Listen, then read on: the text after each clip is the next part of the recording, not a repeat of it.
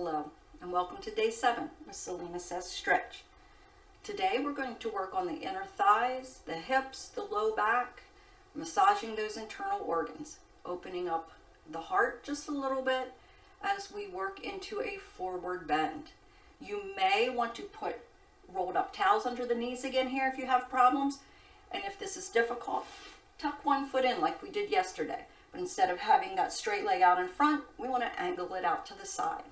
I will give you a clue halfway through if you need to swap sides. If you're doing both legs like me, then you don't need to worry about that. So we always start with our good seated position, our nice posture, and our good breathing. Head is always going to stay aligned with the spine, not hanging forward or back. My head may be lifted a little bit so I can talk, so don't mimic me, just find your head position.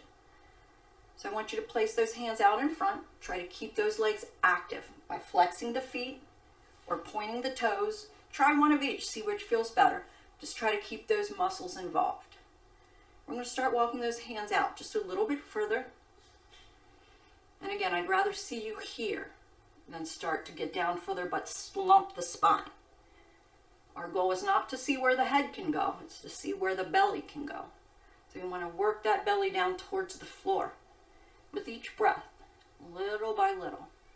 You may want to just kind of lower one side at a time. Nothing wrong with that. Just stay balanced. Or you may be able to work both elbows down together. Maybe you can only stay down for a breath and then you need to lift back up. These are all ways you build your flexibility. Just finding your breath in whatever position you're in. And if you need to change sides, just start to think about that. Completing the pose on side 1 as you take a little bit time in between to breathe before you change to side 2.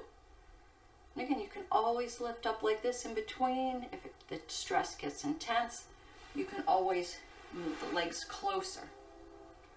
The closer the legs are, the little easier it is. You can feel that more in the hamstrings when the legs get close.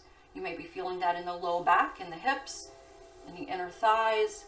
There's really no wrong place to feel the pose as long as you're not feeling pain. So whatever pose you're in, whatever version, we want to be balanced on each side. So we're going to spend a few more breaths. You may be wrapping up side 2, or you may be finishing the full stretch. If you're doing the full stretch, we've been here for a while, so it may be feeling really intense. So take your time coming out, and you want to just start by lifting the elbows if they're down, and we want to walk the hands back in towards the body.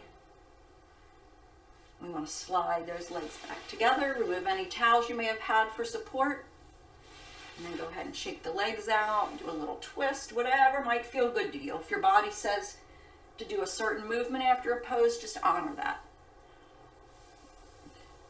And when you're ready, we'll finish with one big clearing breath. Again, hands up if you like. Exhale, pulling down into prayer.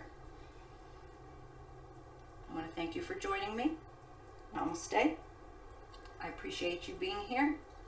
Go in peace. I will see you tomorrow.